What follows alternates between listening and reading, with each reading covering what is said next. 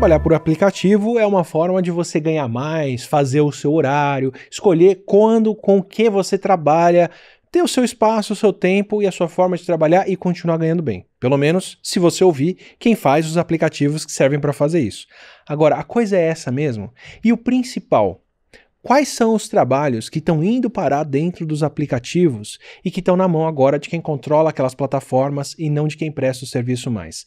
Quantas são as plataformas onde você trabalha e nem sabe que trabalha nelas? Vai por mim, tem muitas. E para discutir esse tipo de assunto complexo, cheio de lados, com muitas nuances, claro que a gente tem que trazer especialistas aqui para o Não Ficção, onde a gente discute ciência do dia a dia. A nossa especialista de hoje é a Roseli Fígaro, que é professora titular do Departamento de Comunicações e Artes da USP, coordenadora do Centro de Pesquisa em Comunicação e Trabalho, líder do projeto temático Datificação do Trabalho, coordenadora na USP do projeto Fair Work e membro do Comitê Gestor do Instituto Nacional em Ciência e Tecnologia, Soberanias Informacionais. Vamos conversar com ela que tem muito trabalho para fazer. Mas antes de seguir com a nossa conversa, esse episódio do Não Ficção também tem o apoio da Insider, que é a marca de roupas funcionais feitas com tecnologia para serem a roupa de todo dia e durarem mais tempo na nossa rotina.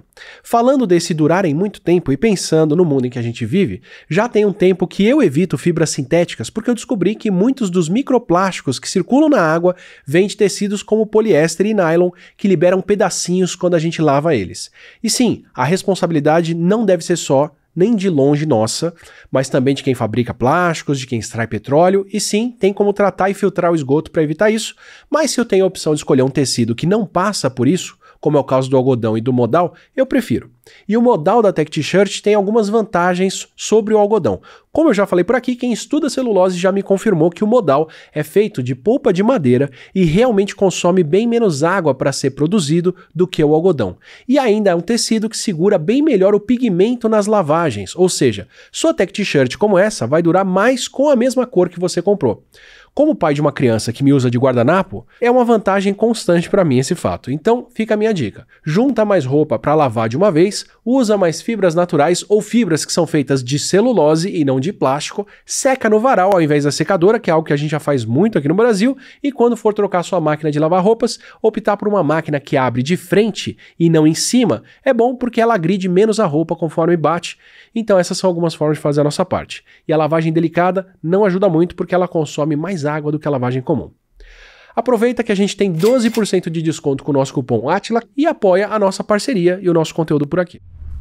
Roseli, antes de tudo, muito obrigado pela participação aqui, vai ser um privilégio essa conversa, tem muita coisa pra gente falar e para trazer um pouquinho, para quem quiser ver os episódios passados, entender onde está minha cabeça na nossa conversa aqui, nós já conversamos com o Rafa Marquesi sobre o começo do sistema de plantation no Brasil e como o cultivo de café foi diferente no sentido de criar um sistema de trabalho moderno com os funcionários, com as pessoas escravizadas numa linha de produção onde você tinha que ver o que a pessoa estava fazendo, com cota, entrega de saca de café, turno de trabalho, produtividade, quem era o funcionário do mês e quem ia ser punido porque não produziu tanto quanto aquele, em detrimento do plantio do café. Então, um sistema que estragava o campo, mas permitia essa exploração do trabalho. Aí disso a gente entrou no trabalho industrial com o Rui Braga, falando sobre como começa a indústria, o movimento ludita, a mecanização do trabalho e tudo mais. Agora eu queria avançar para essa nova fronteira que é a plataforma, entrando como um sistema para gerir trabalho. E para dar esse ensejo, eu acho que a gente já está vivendo no período de maturação dessas plataformas. É a minha impressão, que a gente saiu de uma década de 2010 aí a 2020 de criação das plataformas e do Uber disso, o Uber daquilo, o Uber de comida, o Uber da educação, o Uber de moradia, o Uber desse, daquele, como o grande exemplo de plataforma que terceirizou o trabalho e automatizou pelo celular.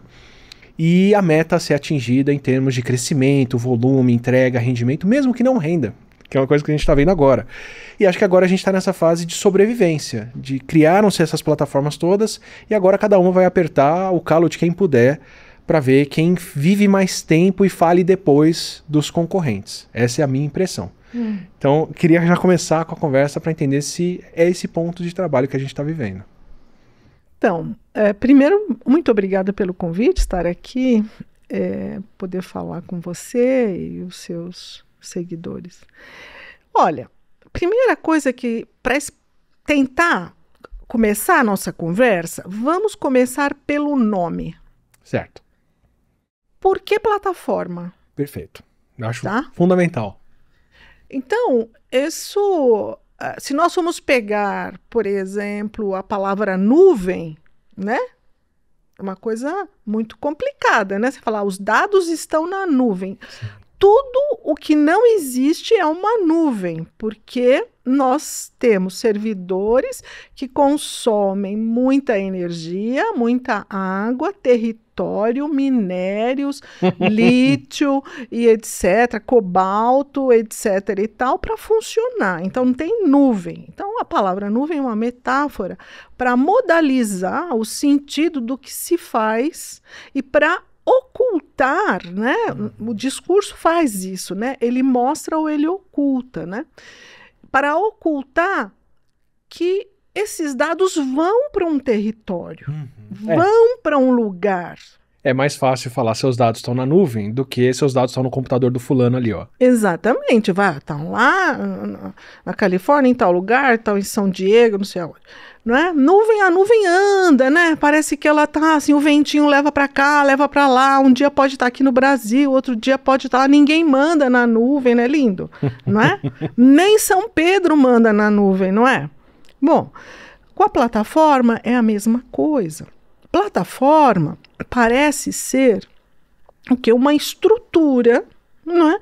Que está colocada para as pessoas se encontrarem, usarem. Não é? Então, se você for pegar a plataforma de petróleo, é uma infraestrutura, mas que depende do quê? De uma empresa chegar e entrar no mar para extrair o petróleo. O shopping center é uma estrutura que os comerciantes vão lá, alugam e papapá. Mas, não é? A plataforma de tecnologia, como essa infraestrutura maravilhosa que fica ali, que é boa mesmo, nós queremos essa tecnologia, né? Fica ali, ela não apenas faz com que as pessoas se aproximem, né? Como um grande pátio, onde as pessoas vão lá e trocam o que elas têm que trocar, né? Eu venho aqui e troco informação com você. O Twitter é a praça pública. Isso, muito bem, tem vários slogans por aí. Não, a plataforma, não é? Ela está ali, ela tem uma infraestrutura muito pesada, nós já falamos disso, ela tem um proprietário, não é? E ela oferece, ela vende um serviço. Esse vende, vamos colocar entre aspas, porque parece que a gente não paga, né? Para usar nenhuma plataforma. Não é? Mas você paga a internet, você paga o celular, você paga o computador, o sinal e tal, mas você paga também com dados. Então, as plataformas, elas têm esse nome para fazer esse trabalho de modelação do sentido do que elas negociam. Porque parece que elas apenas fornecem uma infraestrutura, ou seja, uma tecnologia, para você encontrar pessoas e fazer troca de serviços, vender, comprar, etc. e tal. Como se ela fosse transparente. Mas como que as infraestruturas gratuitas são as empresas mais valiosas na internet hoje em dia? Pois é, esse é um mistério, não é? É um mistério lindo, maravilhoso, porque eu também queria participar disso, sabia? Inventar um negócio que eu não ganho dinheiro, mas eu sou rico e eu mando no mundo, sabia? Não é? Acontece que esse sistema de captura dos dados é um modelo de negócio no qual, vamos dizer assim, uma virada, né, depois da crise da bolha do .com de 2001 e depois da crise de 2007 e 2008, que nós vimos uma mudança completa da internet, uma internet aberta, uma internet mais livre, menos privatizada, para uma internet quase que totalmente privatizada por esses grandes conglomerados de tecnologia. Então, se você não está numa plataforma, você não entra na internet. Não é? Como é que a não ser que você tenha um conhecimento que não o do usuário, do consumidor, o cidadão comum. não é? Mas o cidadão comum, ele precisa se conectar pelo... Sim. Ele não tem mais internet, ele tem WhatsApp, ele tem Facebook, ele tem Instagram, né? E, inclusive, a grande parte da população brasileira só tem a internet via o Facebook, não é? Então, ela não tem nem conhecimento do que é a internet, ela tem o Facebook. Sim. Então, perdão, desculpa interromper, mas estrangeiros, quando eu cito o caso de que no Brasil você tem como ter um plano de celular onde você não tem internet, mas você tem WhatsApp, Facebook, e você só vai conseguir acessar o que está lá dentro, eles ficam absurdados. Mas é de ficar absurdado mesmo. É de ficar muito revoltado, porque parece ser uma coisa boa, né? Mas isso foi um tiro no pé. Não é? Foi um tiro no pé para o Estado Nacional, porque esses dois conglomerados têm mais dados sobre o país do que o próprio governo, do que as próprias Forças Armadas. Não é? Então, isso tem a ver com soberania de dados, não é? A soberania informacional, também a gente tem pesquisa nesse sentido. Então, veja, o que nós temos ali? Um modelo de negócio que atua com uma não mercadoria. Pode isso? Uma não mercadoria. Que é essa não mercadoria? São os dados. Mas eles não vendem dados. Porque ninguém vai abrir mão dos dados que captou. Esses dados, eles se tornam métricas para a chamada publicidade programática, não é? Então, como é que são os leilões de publicidade hoje? Aí você sabe que tanto a Meta quanto, no caso, Facebook e Google controlam a publicidade hoje no mundo, a verba de publicidade, ninguém mais, as grandes empresas tal, não compram mais publicidade direto dos veículos, sempre é pelos leilões dessas duas grandes. Tem essa negociação dos dados e tem uma série de outras possibilidades de negociação de dados com governos, com a inteligência de governos, com setores de governo, né, área de saúde, área de educação, área de cidades, as chamadas cidades inteligentes. Como é que se faz esse planejamento, não é? E também uma coisa fundamental, que os dados atuam como uma potência de renovação da própria tecnologia da empresa, porque como os algoritmos, a chamada inteligência artificial, né, a programação de máquina, ela precisa de dados. Então, você pensa assim, vamos colocar um montante de dados. O ChatGPT, por exemplo, teve o seu lançamento com dados até 2022. Mas não pode ficar, precisa mais dados, mais dados. Então, toda a projeção, o desenho de futuro, né, a projeção do que você vai comprar, do que você vai querer, onde você vai, o que você vai escolher, o que você vai assistir, depende dos dados, desse desenho de dados. Então, o que eles vendem são exatamente esses desenhos de dados a partir da atualização dos seus próprios algoritmos vindos pela fonte de dados. Então, é uma fonte que não pode secar. E deixa eu fazer uma pergunta dentro disso, então, porque eu entendo, eu já tinha na minha cabeça o preceito base dessas plataformas, que é o efeito de rede de usuários. Quanto mais usuários eu tenho, mais valor eu tenho, porque cada usuário novo obriga outros a entrarem, todo mundo... vamos pegar a primeira grande plataforma lá, a Amazon, uma das primeiras, pelo menos, de vendas, né? Se eu tenho todos os vendedores e todos os compradores, se você vai vender, você tem que vender aqui dentro, se você vai comprar, você só vai encontrar aqui dentro. Então, esse efeito de um puxa o outro, que é o que faz, na minha cabeça, a maioria das plataformas serem valoradas com base em quantos usuários tem, que é o que sempre se fala. Tem 2 milhões de usuários ativos, tem 500 milhões de usuários ativos, tem 2 bilhões de usuários ativos, e por isso é que mais vale. Aí você está me dando outro preceito, que é esse de você ter essa plataforma, uma vez que ela tem esses usuários e esse sistema, ela tem esse refinamento de os próprios usuários e o dado que eles geram garantiu a melhora desse algoritmo e você consegue gerar mais lucro e manter as pessoas mais aí dentro e, né, colocar esse sistema para andar de uma forma que concorrentes não alcançam mais. Isso. Seria natural, então, natural entre muitas aspas, uma vez que a gente tem esse sistema tomando conta de como as pessoas acessam a informação, o trabalho tem que passar aí por dentro também? Sem dúvida. Ou seja, esse modelo, essa análise que você faz de como essa grande empresa, então, domina um mercado a partir do montante de público, de usuários que ela tem, então ela faz vários movimentos, mas 2 principais. Ela tem esse capital de dados, esse insumo básico que são os dados, tá? É como assim... O petróleo dessa plataforma. Exatamente. São os meus insumos, eu preciso disso aqui para poder montar a minha estrutura tecnológica, senão o que faz o digital sem dados? Me fala, como funciona? Faz nada. Certo?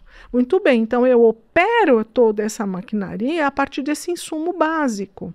E ao montar esta maquinaria com a finalidade de lucro, eu tenho que atuar no mercado acabando com a concorrência. E Sim. Por isso é que não há concorrência. Então você vai olhar o que acontece com os taxistas, no caso das empresas de transporte de pessoas. Você vai ver o que acontece com os restaurantes e com os antigos chamados motoboys nas entregas. Por exemplo, você pega o sistema de restaurantes numa cidade como São Paulo, há um monopólio hoje grande, liderado pelo iFood, para as entregas. Então, a partir da pandemia, aconteceu uma coisa incrível, ruim para os restaurantes médios e pequenos, que eles precisam dessas empresas para continuar vendendo. Sem a mediação dessas plataformas, eles perdem o seu público. Então, há um domínio do setor de alimentação comercial, não é? Serviços de alimentação na cidade, que mudou de mão. Antes você tinha uma coisa muito diluída, os grandes restaurantes de marca, tal, mas hoje você tem inclusive as chamadas, né, cozinhas clandestinas, né, Dark Kitchens, né? Exatamente, que são essas galpões sem condições de trabalho nenhum para esses trabalhadores que estão produzindo comidas quando a gente não sabe a qualidade para ser entregue também por essas plataformas. Então vai acontecendo isso, não é? Por exemplo, vamos pegar na área do jornalismo, tá?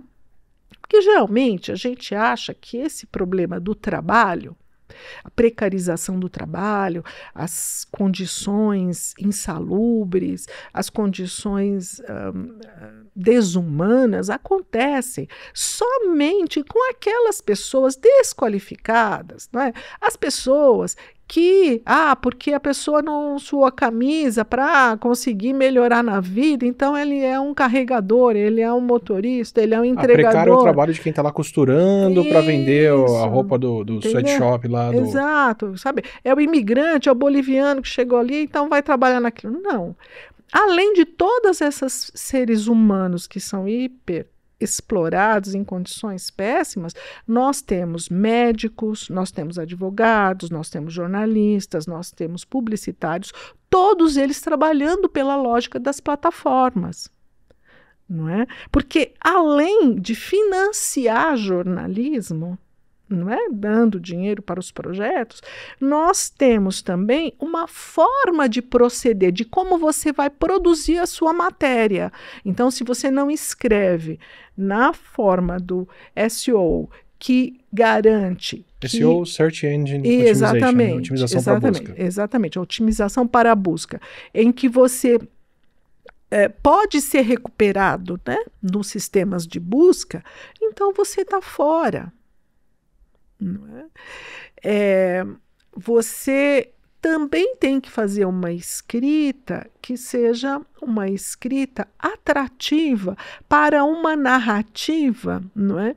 Que chame a atenção de um grande público. Então, nem sempre a notícia, não é, tem ou leva a uma narrativa de... Sabe, eu não tinha pensado por esse ponto, assim, no jornalismo é mais evidente, vai. A gente tem queixas constantes, né? A notícia caça-clique, a foto escandalosa para levar as pessoas, a notícia falsa, o entrega agora a mentira para gerar clique, depois corrige ela e gera clique também. Esse para mim parece mais evidente, mas até queixas que são de outras áreas, do tipo, parece que hoje o médico tem que fazer dancinha no TikTok para chamar a clientela. E aí a pessoa tem que fazer o vídeo com música. Teve uma médica até que foi suspensa porque estava fazendo uma dancinha mesmo, apresentando os problemas de alguma paciente, botou a foto dela lá depois. A foto do antes e do depois, que só agora parece que o Conselho de Medicina aprovou e vão poder fazer isso em rede social. O trabalho que tem que ser instagramável depois, né? Quer dizer, até essas outras fontes de trabalho que não estão diretamente na internet ali e não vivem do clique necessariamente como a medicina, bom, eu, né, fazendo conteúdo no YouTube, também todo esse sistema de trabalho começa a ter que encaixar no trilho de plataforma, né? Exatamente. E vamos falar do médico, não é? Porque, de fato, tem a pessoa, o profissional que, desesperado para ter pacientes, clientes, ele vai fazer a tal da dancinha, vai jogar fora o seu diploma, rasgar o compromisso ético que ele estabeleceu com a sua comunidade. Mas isso é um ou outro. Há um problema que eu acho que ainda é mais grave que esse, que são essas grandes empresas, geralmente não nacionais, que a título de oferecerem um cowork para o médico, né? São grandes infraestruturas, edifícios geralmente, que oferecem salas, consultórios e todo o sistema de um prédio inteligente para que o profissional, então, não despenda recursos com esse tipo, vai pagar o aluguel do consultório, pagar uma secretária. Ele faz tudo isso informatizado, tem lá, usa o espaço quando ele puser. Só que todo o processo, desde a marcação da consulta até a receita que o paciente vai receber e os exames que o paciente vai ter que fazer, passam pela lógica da plataforma. Então, todas as suas informações vão antes para a plataforma. Antes de eu saber qual remédio que eu vou tomar, a plataforma já tem esse receituário, porque o receituário é dela. Vai direto para a farmácia. Entende? Então, os meus dados de saúde estão sendo privatizados. Entendo. E isso é um mercado fantástico para a indústria farmacêutica, para os planos de saúde, que vão saber o que a professora Roseli tem de saúde, se eu vou pagar mais ou vou pagar menos. Então, e quais são os profissionais que atendem mais rápido, em maior volume, prescrevem mais, e de repente, se eu quero vender mais, que é mais agilizada ali no que ela faz e dispensa o pessoal logo. Exatamente. Eu nem estou levando por este lado. Não é que a gente poderia também levar tanto o jornalista, o publicitário, mas todas as profissões estão passando por essa questão. Tá? Tá um médico dentro do consultório que não é dele, com pacientes que não foi ele que captou, com dados que não são deles, preocupado com o chat GPT, quando todo o ambiente que ele está já foi tomado por algoritmo bem antes. Exatamente. Certo? Então a coisa é uma questão muito maior. Depois que eu falo que esse é um modelo de negócio, é como se opera hoje as grandes empresas. E as grandes empresas fazem, nesse sentido, com que outras empresas, para sobreviverem, também entrem nessa lógica. Ou em parceria com elas. Então vamos pegar, para não falar dos outros, vamos falar de nós mesmos, né? As universidades brasileiras cederam todas as suas informações científicas para o Google ou para a Microsoft, à medida que todo o nosso conhecimento vai para a nuvem dessas empresas, não é? Então, o meu e-mail, todo o tráfego de e-mail, todo o banco de dados, todas as Sistema informações. de gestão de aulas. Exatamente, não é? Com a pandemia isso se expandiu muito, etc. e tal. Então, você tem aí um conjunto de informações de grande valor, não é? Qual governo que tem isso? E acho que, além disso, ainda tem um ponto que eu vi sendo citado no começo da criação dessas plataformas, que era o contraste entre uma plataforma só digital e uma plataforma físico-digital, que era o seguinte, o Orkut fechou, mas todo mundo foi pro Facebook. Era muito fácil das pessoas migrarem. O que o Facebook fez para poder segurar as pessoas é garantir que quando você coloca as fotos lá dentro, por exemplo, você não consegue tirá-las de lá fácil. Então ele já tem um refém ali dentro que mantém você preso. Além das conexões com outras pessoas, tem os seus dados ali que você não consegue levar para outros lugares. O dia em que as plataformas tiverem um contato físico com as pessoas vai ser mais difícil ainda, que é a infraestrutura de venda, de entrega, de entregadores, de quais são os restaurantes participantes ou o consultório com os pacientes, porque aí é muito mais difícil ainda de migrar. Eu não tinha me atentado para quão de fato embrenhado no mundo físico essa mentalidade de plataforma já está. Sim, está. Se você pegar a chamada indústria 4.0, é a mesma coisa. Então você fala, minha casa vai ser inteligente. Ai, que legal, eu chego lá, acende a luz, Alexa, isso, não sei o quê. Cuidado, não é? Porque você está entregando muito barato todos os seus dados, inclusive da sua privacidade, da sua intimidade, etc. e tal, até às vezes das crianças. Com câmera inteligente em casa, né? Esse é o pão com manteiga delas. Exatamente. Então você me pergunta assim, bom, tá tudo dominado, Roseli, não tem jeito, vamos mudar de planeta? Eu gostaria. Átila, eu gostaria muito, né, de pegar a nave lá do dono da Tesla, né? E já vai estar dentro desse mesmo esquema. Vamos lá, né, e vamos mudar de planeta. Mas não vai dar, tá? Então, como nós temos que fazer? A solução é possível.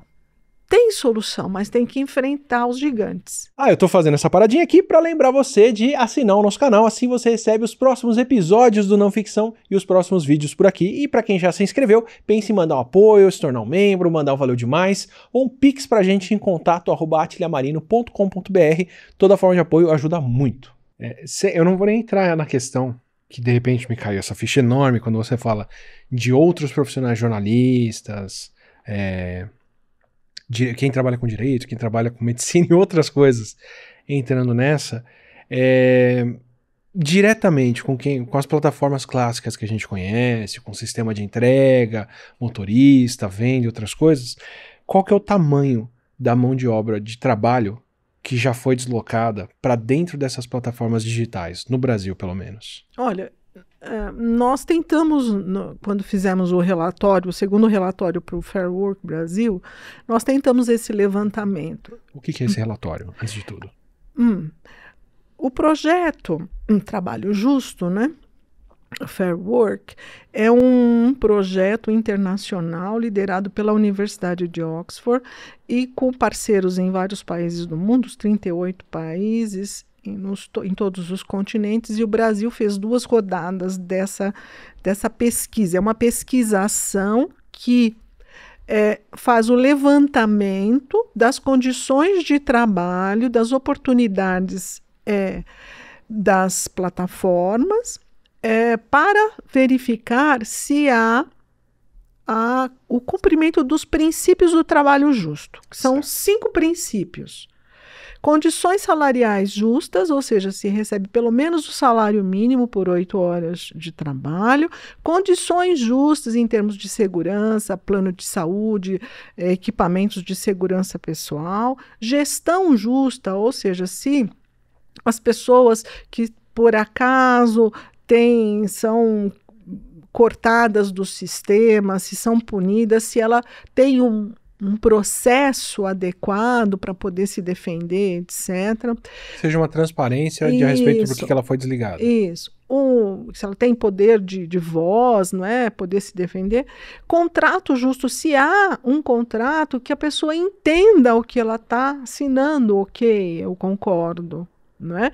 E também relações justas em termos de organização social, né? Sindical, associativa e tal. São 5 princípios. São 2 rodadas que nós fizemos em 2021, 22 e 22, 23. Analisamos, nesse último caso, 10 plataformas que atuam no Brasil. E para fazer esse levantamento, então, nós fomos, né, buscar dados sobre quanta gente trabalha com isso. Então, são dados assim que não há clareza sobre isso. Os dados de 2023, de primeiro semestre de 2023, que nós conseguimos amealhar em torno de 1,5 milhão de pessoas, não é? Só na área, isso é importante dizer, de entrega de comidas e de motoristas. Não tem ainda, o Brasil, na época, não tínhamos um dado geral de quantos trabalhadores estão. Por quê? Porque não há vínculo. O governo não tem registro desse, então ninguém Parte sabe. da opacidade que você fala de soberania já é não saber quantas pessoas estão vinculadas a cada plataforma. Exatamente, não tem um chamado e-social, né, que você faz aquele cadastro do trabalhador e que desconta o INSS e sabe onde ele está trabalhando, quando começou, etc. e tal. Não existe isso. Tá? Eles não fornecem, as empresas, as plataformas não fornecem esses dados para os governos. Bom, então a gente acha, né, 2 milhões de trabalhadores nas cidades, né, as grandes cidades, nessa área de transporte de pessoas e de alimentação. Agora, imagine em todas essas outras áreas, juntando tudo, não é? Aposto que tem muita gente que está ouvindo isso e se vendo dentro de uma plataforma dessas, sem perceber. Você pensa assim, os serviços domésticos, os serviços gerais, né? O mecânico, o marceneiro, o pedreiro, todo mundo está trabalhando por aplicativo. Todo mundo. Né? Eu fui renovar o seguro do carro agora, tinha que fazer uma verificação, a pessoa veio, fez a verificação, e aí conversando, ele eu presto serviço para várias seguradoras diferentes, eu só recebo aqui na plataforma onde eu vou visitar, dou aqui o relatório, mando as fotos e tá tudo lá, quer dizer, é o outro profissional que tá nesse meio, que eu nem faço ideia de qual plataforma que é. Exatamente. Que ele usa. Então é isso, a história de trabalhador por aplicativo. Não é? Então, hoje somos todos trabalhadores por aplicativo. Documentos das empresas e da mídia sobre o trabalho e sobre as empresas. Então, são 4 origens de informação de 4 fontes diferentes que são cruzadas e que depois vão, então, para um ranqueamento dessas plataformas em termos dos 5 princípios. Certo. Se cumprem esses 5 princípios. E é claro que nenhuma delas consegue tirar 10, nem 5, não é? Vamos falar, a que foi melhor pontuada esse ano, o ano passado, na nossa segunda rodada, foi o AP Justo, que é um aplicativo minúsculo brasileiro que atua em São Paulo somente e que teve 3 pontos de 10. A maior pontuação de 10 desses critérios foram 3 pontos de um aplicativo que, se eu não me engano, foi de criado... entrega e foi criado por jovens, de uma startup também, e, enfim... Que ainda não tem que atender às grandes demandas de capital, financiamento. Isso, exatamente. E performar como unicórnio. Exato. Então, agora, as maiores... Vou falar da Uber, por exemplo, que na primeira e na segunda rodada só pontua 0 no Brasil. Então, pera, vou usar esse exemplo.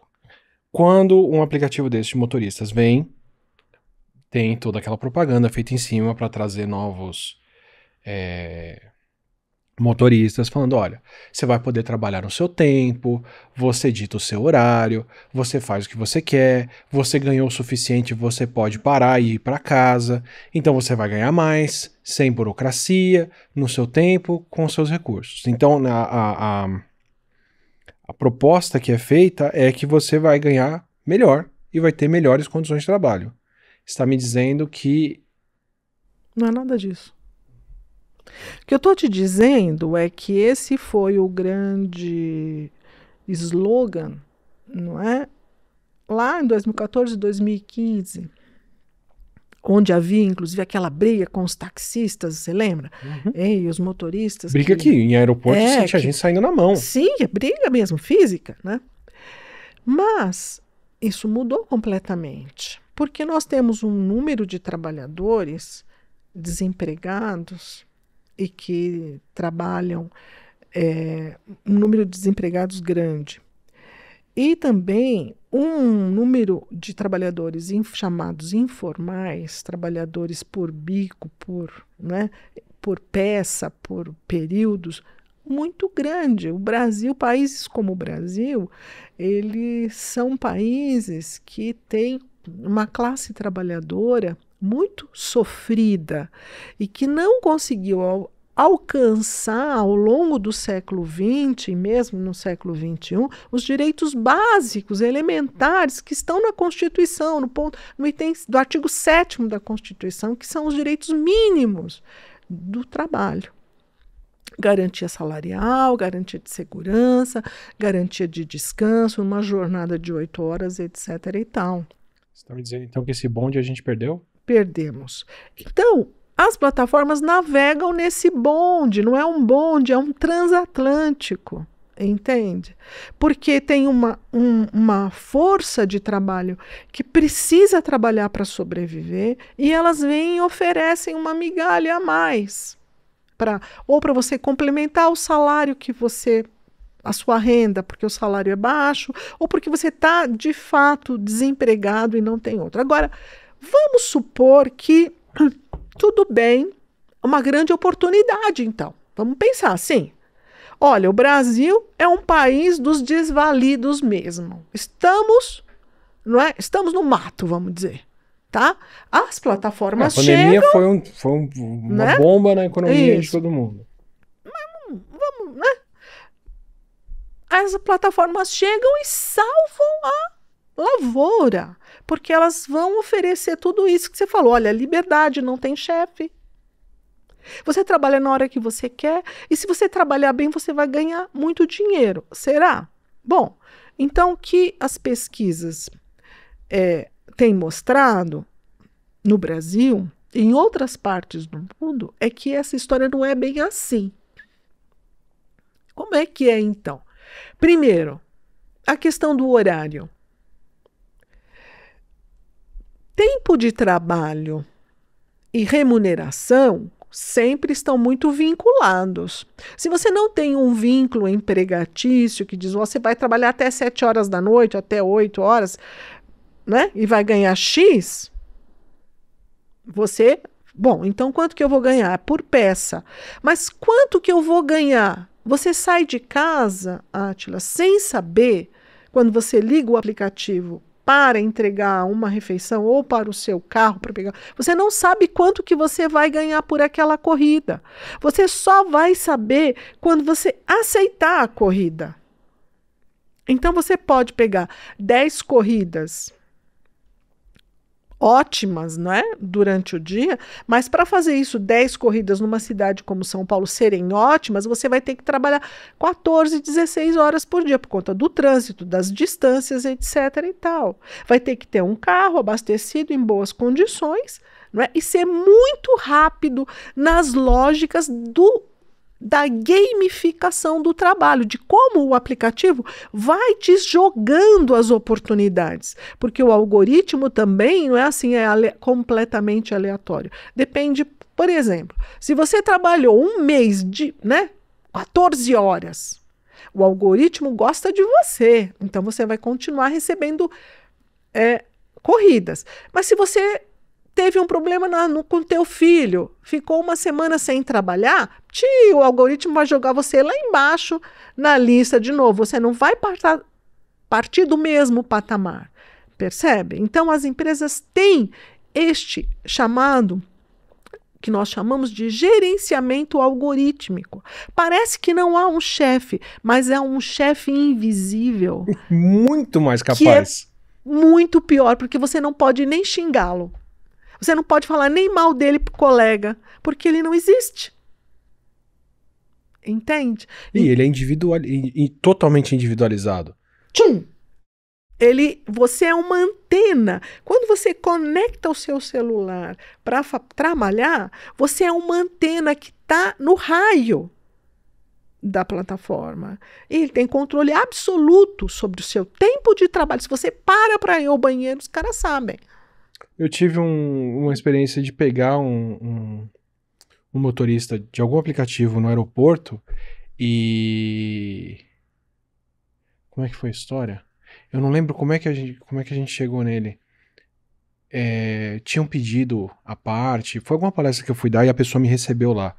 E ele falou, não, ainda bem que pediram dessa forma, mas eu vou ter problema na volta. Eu falei, por quê?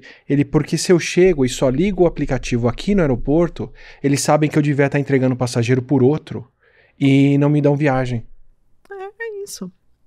Então, há um gerenciamento algoritmo. Quem fala bastante disso é a Ludmila Abílio, não é? E então, há um chefe, há um controle. Se você é o cara que trabalha só nas horas em que não tem trânsito, você não quer saber de rush, você não quer saber dos momentos da chuva, você não quer... O algoritmo não vai gostar de você. Entende? Ele vai te jogar lá embaixo na fila, não é? Então, há um controle. Outra coisa, você não sabe quanto você ganha. Então, muitas vezes, você paga também, você tem uma porcentagem. Você sabe, né, que todo o trabalhador de aplicativo, ele paga uma porcentagem para usar. Então, além dos dados que ele fornece, os dados pessoais, o meu dado como passageiro do carro, os dados da cidade, porque ele é essa antena que está captando tudo. Ele também paga uma parcela, X%, para as plataformas. Antes da parcela, que é bastante importante, nessa história dos dados, teve um escândalo nos Estados Unidos do CEO do Uber na época, ou publicando na internet ou indo atrás de jornalistas que falavam mal do Uber, porque ele sabia onde e quando as pessoas tinham pego o carro e onde elas tinham descido para jantar, para comer, ou para fazer alguma coisa depois. Então, assim, nem anônimo o dado era lá dentro. Pois é, então essas questões são complicadas. Eles podem ser anônimos ou não deixam de ser anônimos, dependendo do interesse, né? Então... E, desculpa, na comissão, que é uma outra coisa que me pega. Dentro dessa lógica de plataforma, que você tem valor pelo número de usuários que você tem e que você vai dar lucro, a grande margem de lucro aparece quando só tem você. Né? Então, quando a gente está naquele período ali, 2010 a 2020, que está surgindo um monte de plataforma, então tem um monte de aplicativo para qualquer coisa, cada um deles vai fazer um preço mais agressivo para trazer as pessoas. Ou vai me vender uma coisa com frete mais barato, vai ter promoção direto e por aí vai. Que é o período que já tá acabando agora. Agora a gente tá na época dos fechamentos e de enxugar funcionário e outras coisas. Me parece que à medida em que vai sobrando só uma plataforma por área, agora ela pode tirar a tarifa que ela quiser. Isso de mim, cliente comprando, e de quem tá provendo o serviço ali dentro. Tem essa dinâmica? Tem essa dinâmica. E isso já acontece. Então, a chamada tarifa dinâmica, ela é dita para a gente que é a respeito da demanda, né? Então, tem chuva, tem muito passageiro, horário, rush. Então, eu vi corrida nos Estados Unidos batendo $200 em nevasca. Então, tem aumenta muito a tarifa. Então, a gente fica olhando assim, espera mais 5 minutos, ou antes das 7 é mais barato, depois das 7 horas da manhã em São Paulo se torna mais caro. Tem isso, tá? Mas não tem só isso, tem também a disputa entre elas, não é? Então, o que uma plataforma está oferecendo, tanto para o trabalhador, para o motorista, o entregador, e a outra. Então, como é que eu vou, não é? ficar nesse... Agora, os trabalhadores, eles também buscam as suas artimanhas para resistir. Posso fazer uma perguntinha antes do Pode. resistir? Me dá uma diferença entre esse tipo de preço dinâmico e uma coisa como, por exemplo, a bandeira 2 ou a tarifa de energia elétrica que fica mais cara num determinado período para incentivar as pessoas a não gastarem energia naquele momento, ou porque ali vai ter muito trânsito, alguma coisa assim.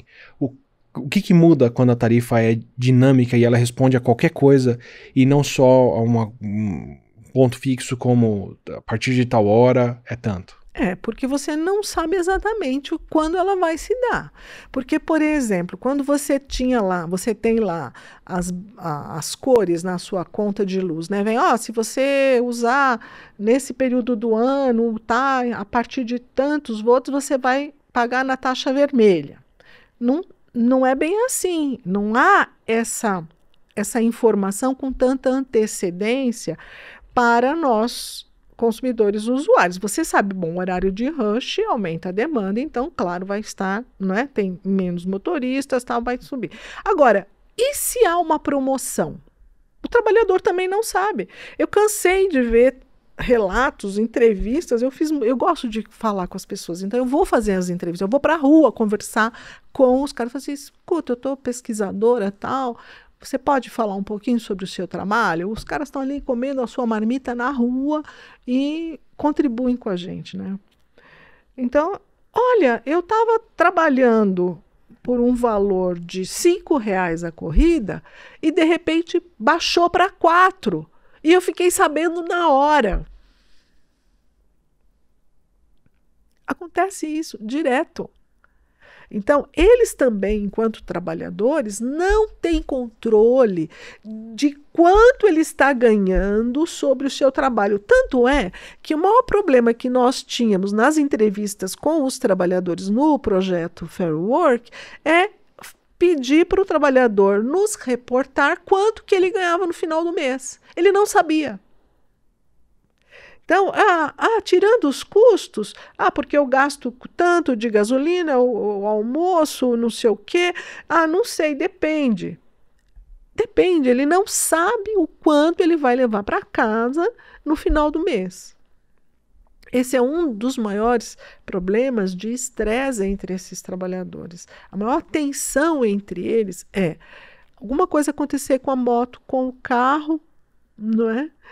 Com esse equipamento, porque ele que vai ser onerado com isso. Eu acabei de vir com um motorista desse, ele acabou de me falar, olha, as ruas estão ruins, eu tive que gastar X nos amortecedores do carro, porque eu não podia pegar passageiro nessa condição. E você perde aquela rede de apoio que é o seu carro quebrou, ou você se acidentou, você não tem seguro, você não tem apoio, você deixa de ganhar e ainda corre o risco de quando voltar a trabalhar tá baixo no ranking do algoritmo. Por isso é que a pontuação é muito baixa. Não, são poucas as empresas que começam a oferecer alguma aceno sobre, tem um seguro né? Se você sofrer um acidente, você vai ter 50 mil se você morrer. Você pode descontar X e ter um hospital para vocês. Mas isso graças aos movimentos que esses trabalhadores fizeram nos últimos anos, porque não tem isso, a maioria não tem. O que no emprego formal já tinha sido resolvido com INSS, SUS e outras coisas. Exatamente. Né? Então, além, você não sabe quanto você vai receber, você não sabe quanto você vai ganhar por aquela hora, por aquela corrida, por aquela entrega. Fica sabendo no exato momento e ainda pode mudar se tiver essa oscilação, não é? De demanda, mas também as tais brincadeiras, vamos chamar assim, não é? Com o trabalhador. Vamos fazer uma promoção, vamos fazer isso, vai ter um prêmio para o passageiro, né? E também a questão da segurança no trabalho. Mas eu quero falar um pouco de uma coisa que é vital dentro de tudo isso, que são os dados. Porque quando no Fair Work nós temos lá um dos princípios sobre o contrato justo, não existe contrato, porque não existe vínculo de trabalho, inclusive o TST parece que concorda com as plataformas, né? Eu acho lamentável Tribunal isso, Superior né? do Trabalho. Não, desculpa, o TST não. Eu minto, ao contrário, está uma disputa aí, né? É o Supremo Tribunal Federal mesmo, né? Inclusive, dia 8 tem uma votação importante sobre isso. Dia 8 de fevereiro, né? Dia 8 de fevereiro. Então, são os dados. O que o contrato traz? Você acha que o trabalhador tem tempo e, sobretudo os trabalhadores mais simples, grande parte desses trabalhadores tem ensino médio, completo ou incompleto, de ler 5, 6, 7, 8, 10 páginas de contrato sobre os termos de uso para assinar e começar a trabalhar? Eu tenho 10 anos de estudo depois da graduação, vivo nessas plataformas e eu nunca li os contratos delas. Então, e você aceita, certo? Então, eles também. Então, eles aceitam sem ler. Só que nós, que somos pesquisadores, temos que ler, não é? Quando você vai ler esses documentos, o que é que você encontra? Você encontra um discurso dissimulado sobre as questões das oportunidades que estão sendo oferecidas para aquele trabalhador, mas um discurso muito claro, muito explícito sobre as questões, sobre a questão dos dados. É dito que os dados são coletados de todas as atividades desses trabalhadores e que esses dados passam a ser propriedade das plataformas e que os trabalhadores não terão acesso nem direito de reclamar sobre esses dados. Você concorda com isso? Ele diz concorda, ele não leu. Ou seja, pouco me importa que você me pague, tudo bem, importa assim, sei lá, 10%, 8%, 15% do valor da corrida que você recebeu. Me importa o quanto você ficou circulando pela cidade, o montante de horas que você circulou e quanto de dados eu consegui captar desse verdadeiro trabalho. Porque para as plataformas não interessa se você entregou a pizza. Não interessa se você trouxe a Roseli para falar com o Átila. Interessa se você foi capaz de, nesse percurso, manter o seu equipamento para transmitir todos os dados do percurso, da entrega. Porque é isto que me interessa. Eu vou vender, eu ganho dinheiro do mercado financeiro porque eu entrego pizza? Você acabou de explicar a qualidade do serviço de Você muita entendeu? plataforma. Certo? Você acha que o Uber tem o dinheiro que tem porque ele entrega passageiros? A tecnologia dele é renovada e se sustenta porque entrega com dinheiro que vem dos passageiros? Da porcentagem dos passageiros? Não, a conta não fecha faz mais de 10 anos pro Uber, para dar um exemplo. Por que será? E que são as maiores do mundo. Não é? Então, aonde está o ouro? Não existe ouro, é uma coisa maravilhosa. Entende? Nossa, o mundo está perfeito. Por isso que é a nuvem. Não é? Não, são os dados. Tá? Então, essas empresas, as plataformas, todos os serviços se realizam pela ação da sociedade, dos diferentes agentes, parceiros, porque eles produzem uma coisa que interessa às plataformas, que são os dados. Eu tô fazendo essa paradinha aqui para lembrar você de assinar o nosso canal, assim você recebe os próximos episódios do Não Ficção e os próximos vídeos por aqui. E para quem já se inscreveu, pense em mandar um apoio, se tornar um membro, mandar um valeu demais, ou um pix pra gente em contato@atiliamarino.com.br. Toda forma de apoio ajuda muito. Para dar um exemplo daí de como eu vejo isso, do quão valioso eu já vi isso ser, em mercados físicos e em plataformas digitais, para mim, aparece um grande problema no ninho ali quando você tem uma marca própria. Porque se o supermercado vende produtos, ele sabe os produtos que mais vendem, ele sabe os fornecedores que entregam melhor, ele sabe onde tem mais margem de lucro. e ele pode escolher tirar da prateleira dele os produtos dos outros que dão esse lucro e colocar um produto com o rótulo dele ali dentro, justamente para pegar esse filão mais nobre da coisa. Eu já vi isso começando aqui no Brasil com supermercados e as marcas próprias, mas é a mesma coisa que a Amazon está sendo acusada nos Estados Unidos de fazer com a Amazon Basics, que é descobrir tudo que dá mais lucro dentro da loja e ali começar a vender o produto deles primeiro. Pôr a marca delas na frente. Exato. Quer dizer, o dado ali está sendo muito mais valioso do que necessariamente a margem de lucro por venda daquela marca que estava ali antes do concorrente aparecer. Sim, e além do serviço em si, porque a prestação desse serviço, ele existe, a tecnologia permite que o serviço exista, claro. Mas esse serviço em si, ele é, vamos dizer assim, o que eu ofereço a partir do que você me fornece para eu girar o meu modus operandi, porque sem esse insumo fundamental, eu não consigo te oferecer nada, entende? E os dados, eles são fantásticos, porque eles são remoldáveis. Por exemplo, você tem criança pequena, você sabe o Lego, né? O brinquedinho Lego. Então, os dados são pecinhas de Lego, tá? Então, eu posso montar e remontar esses dados, os dados cognitivos de uma pessoa, os dados dos exames físicos dessa pessoa, os dados do trânsito da cidade. Eu vou moldando isso a partir dos meus interesses, das perguntas que me endereçam. Por exemplo, no caso da audiência, eu quero um perfil de pessoa que goste, sei lá, de assistir novelas 8 da noite a semana inteira.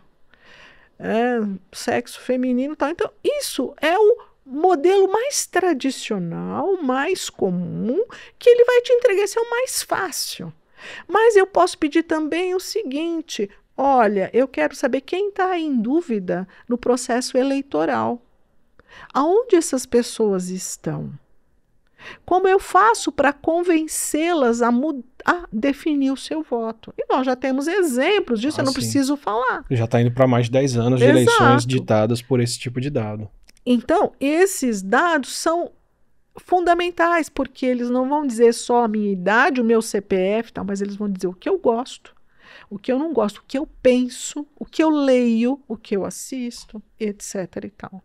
Que é a história do celular, de você ter a impressão de que o celular está te ouvindo, quando na verdade ele não precisa te ouvir, ele sabe mais do que isso. Exatamente. E ainda pensando no efeito dessas plataformas nas condições de trabalho, se eu tenho um aplicativo que não lucra, não precisa lucrar com a entrega, ou com o transporte, ou com a viagem, ele pode me oferecer um serviço por um preço muito mais baixo do que o preço real daquilo. Pode. Sem nem entrar na história dele estar fazendo isso com dinheiro de investimento para quebrar concorrentes, mas só pela dinâmica da coisa. E aí você tem cidades como Nova York falando, não queremos essas plataformas aqui porque isso vai falir os nossos hotéis, vai falir os nossos taxistas. Exato. E por aí vai. Isso de fato acontece, a gente vê uma precarização do trabalho que não digitalizou por conta da concorrência com o trabalho digitalizado, assim? Com certeza, porque o usuário, ele quer também a comodidade do preço, né?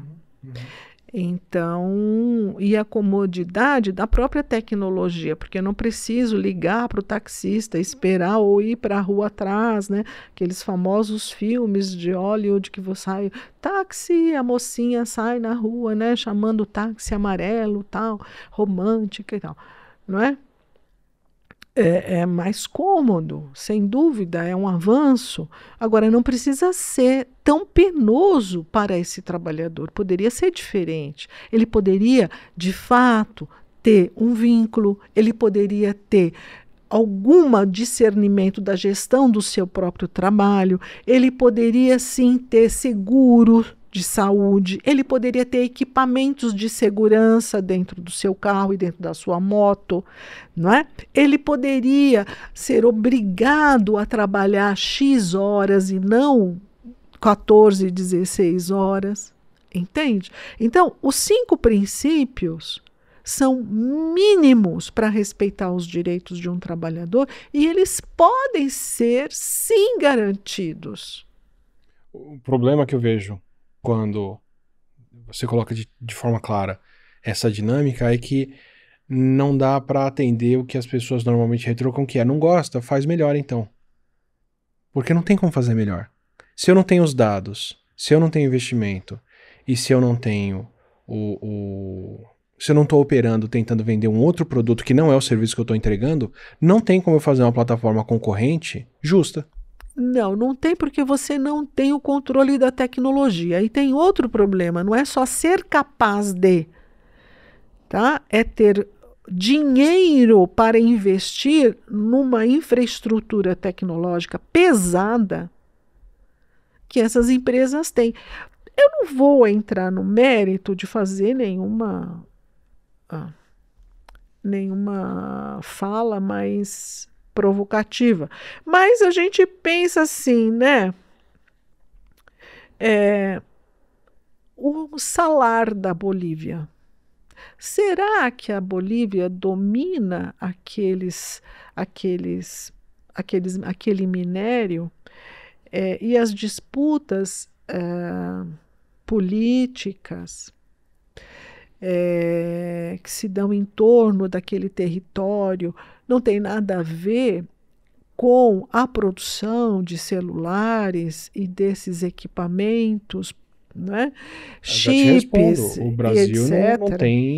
não tem autonomia, não é nem a palavra autonomia a palavra certa, não tem, e também não é autoridade, não tem domínio mesmo. Soberania. Soberania, muito obrigado. Não tem soberania sobre o ouro na Amazônia. Então você chegou onde eu queria. Tá? Então, por que será que as pessoas são mortas? Por que será que tem o garimpo clandestino, não é? Você vai pegar no Congo, não é? Por que o Congo é um lugar tão instável, não é? Por que será que o cobalto é tão importante para essas empresas? Então, quando nós estamos falando de hegemonia, nós estamos falando de poder econômico, nós não estamos falando de abrir um mercadinho para concorrer com o vizinho. Nós estamos falando numa questão geopolítica. Nós estamos falando de poder econômico. Nós estamos falando de poder político. Nós estamos falando do poder que grandes empresas como essas têm nos parlamentos, nos tribunais, na opinião pública, na mídia. Porque o lobby é uma coisa que, inclusive, países não é legalizado. No Brasil, isso acontece direto também. Não é? Então, essa história de você não está feliz, faça a sua, não é bem assim. Eles não deixaram. Pega as nossas empresas de tecnologia. O que aconteceu com o Parque Tecnológico Brasileiro nesses anos 2000? Foi completamente sucateado agora, que parece que estão começando porque nós tínhamos, você lembra que existia nos anos 90, você devia ser bem menino, mas a Serpro, que ainda existe. Nós tivemos uma empresa de computador chamada Cobra, que hoje é um departamento do Banco do Brasil. Por que será? Por que será que o nosso sistema bancário é tão avançado e mais avançado que o sistema norte-americano? Isso com tecnologia nacional. Por que será que o nosso sistema eleitoral é tão eficiente, e é mesmo, com o sistema nacional? E por que isso não se replica nas universidades, nos aplicativos? Porque há aí algum embate. Há aí impedimentos políticos e econômicos, de poder, realmente. Não é? Então, isso não é privilégio do Brasil. Imagino que outros países também enfrentem essas questões. Não é verdade? Então, aí entramos na chamada soberania informacional, que hoje a informação, ela é esse ouro, não é? que está na base, né? Como é que o dado vira uma informação poderosa para, desde fazer uma guerra, né, uma eleição, até resolver o problema de saúde de uma pessoa, né? Caminhando nessa direção, como que, antes de chegar no que socialmente a gente pode fazer ou como agir a respeito disso, mas para quem já está nessas plataformas, como que as pessoas reagem à arbitrariedade ou essas condições de você não saber o quanto vai receber ou o que fazer? Como que quem já trabalha nas plataformas lida com isso? Tudo é aceito? As pessoas têm como fugir um pouco ou jogar contra o sistema ou tentar tirar mais proveito daquilo ali? O que acontece com quem já está nas plataformas lidando com isso? Olha, o clássico é as pessoas têm que se organizar, não é? As pessoas têm que se associar, têm que lutar pelos seus direitos, porque a única forma de abrir um canal de negociação para garantir melhores condições de trabalho, para garantir salário, para garantir algum vínculo, garantir alguma segurança na saúde, sem dúvida nenhuma. Então, essas pessoas, esses trabalhadores todos, ao invés de entrarem na lógica da plataformização, que é o individualismo, a pessoa individualizada, pessoa sozinha, trabalhando em parcelas de atividades, em micro tarefas muitas vezes, ou tarefas precisas, como entregador de pizza, ou entregador de alimentação. O Safatli colocou aqui, o Vladimir Safatli, o movimento empreendedorista, desse movimento de você é a solução de tudo, é o seu talento que vai resolver uma coisa, isso é uma falácia. Esse movimento de isolamento. Isso é uma falácia, não é? O ser humano é um ser social. O ser humano virou ser humano porque ele se agregou, não é? Então não tem esse empreendedor de si. Isso é conversa para exatamente pergunta se essas empresas, não é, querem. Eles começaram como empreendedores de essas histórias bonitas que todo grande empresário conta, né? A sua trajetória heróica, tal, não é? Mas enfim, então eu estava dizendo, é importante que esses trabalhadores se organizem, isso é o clássico que tem que ser feito. Agora, existem, não é? O cotidiano, a vida concreta, real, no dia a dia, como ela é muito potente. E o ser humano, quando ele está bem intencionado, ou ele está movido por bons fluidos, né? Ele consegue fazer coisas incríveis, não é? Então, os trabalhadores têm buscado estratégias, não é, de não burlar, mas de resistir a determinadas lógicas algorítmicas, tá? Eles têm desenvolvido os que eles chamam de macetes, não é? Para entender melhor esses giros das tarifas, não é? Para como eles se posicionam nas diferentes regiões das cidades e tal. Ou seja, no dia a dia, no micro do trabalho, eles vão encontrando formas de resistir. Que seja fazer um grupo de WhatsApp onde o pessoal discute onde está isso. Isso é a primeira coisa. Tá? E aquilo que acontecia, certamente o professor que veio antes de mim deve ter falado nisso, a solidariedade entre trabalhadores, né? Que a gente ouviu muitos relatos sobre isso. Um trabalhador teve um acidente, então não tem nenhum apoio. Quem que ajudou? Outro trabalhador.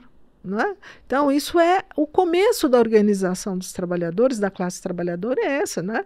É aquelas organizações em que um contribuía com o outro, porque se morreu, apoio a viúva, ao médico, o filho, isso lá na história do começo, final do século XIX, início do século XX. E o que o Ricardo Antunes fala da protoforma do capitalismo, que nós voltamos a níveis de exploração do início da Revolução Industrial.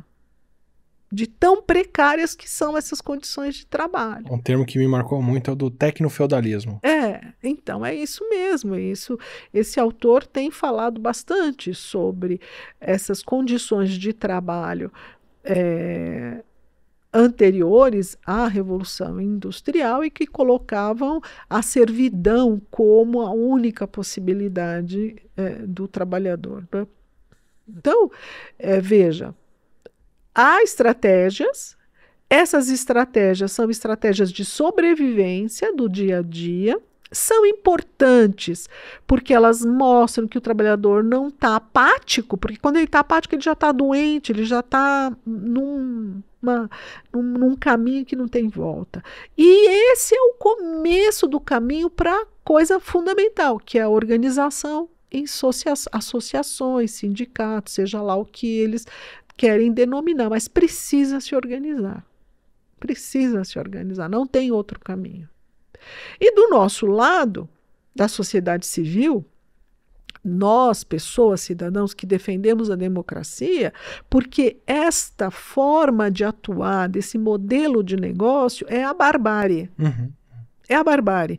É a destruição de todas as instituições, é a perda completa de confiança nas instituições e nas relações sociais, né? Desculpa, posso só fazer Claro. um insert aqui? Para as pessoas não interpretarem, da minha parte, para as pessoas não interpretarem essa posição como uma coisa antitecnológica, ou como uma coisa que está tudo errado, vou interpretar a minha visão sobre isso. Para mim é muito mais uma questão de que, olha, isso pode ser revolucionário. A gente pode ter muito mais acessibilidade para as pessoas com mensagem de voz, a gente pode ter um serviço que chegue em outros lugares, é mais prático ter as coisas no celular, ninguém está tentando tirar isso. Mas isso pode ser feito de uma maneira em que é bom para todo mundo, ou pode ser feito de uma maneira em que é bom para alguns. Exato. A diferença está em quanto se beneficiam e não se aquilo vai existir ou não, né? Olha, a tecnologia, ela não é uma coisa à parte da sociedade humana. Não existe esse negócio de era tecnológica. Um grande filósofo brasileiro, Álvaro Vieira Pinto, falava esse negócio de era tecnológica, isso não existe. Todas as eras para o ser humano foram tecnológicas, porque sem a técnica Sim. não existe sociedade humana. Não é no canino, e na resistência ao frio, e na boa performance física que a gente saiu dominando o mundo, não. Exatamente, né? Então, a cada época da história, a sua técnica, o seu meio de produção, as suas formas de organização. Então, se o conhecimento humano nos trouxe até aqui, nós queremos esse conhecimento. E aí é que está o problema. Nós não queremos para alguns o benefício. Nós queremos, ele é tão maravilhoso que nós queremos o benefício dele para todos. Então, se a base do negócio são os dados, como é que, além das leis, a Lei Geral de Proteção de Dados, que não controla tanto, né? Porque permite o negócio, como é que esse negócio dos dados pode ser bom para todo mundo de uma maneira em que ele não vire instrumento para guerra, para desinformação, para destruição das democracias. Ao contrário, ele sirva para organização social, para o aumento do conhecimento, da educação, da saúde, etc., para mais gente, pelo menos. Então, nós queremos a tecnologia. Nós não queremos voltar, né? Nem Idade da Pedra. Isso, a pedra foi uma tecnologia.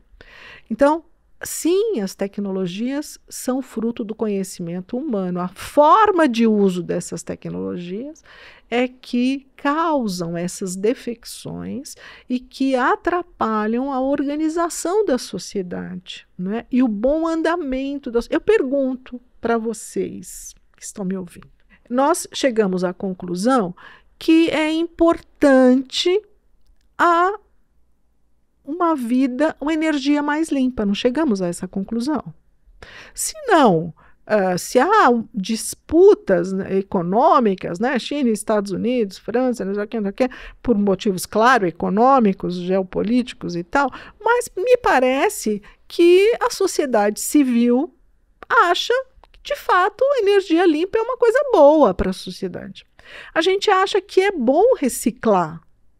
Isso foi um avanço da humanidade. Né? Já foi. Foi um avanço. Bom, falta implementar essas coisas. É possível implementar? Se nós temos tanta tecnologia, por que não usar essas tecnologias para essas coisas tão básicas? não é?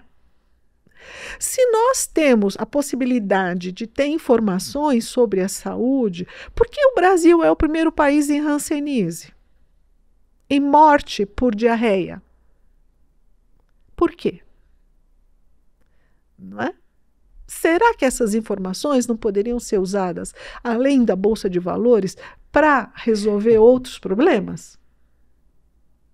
Então, nós queremos sim a tecnologia, não é? Mas nós queremos uma gestão social adequada, justa, para um conjunto de nações, que as nações possam crescer e se desenvolver, não é?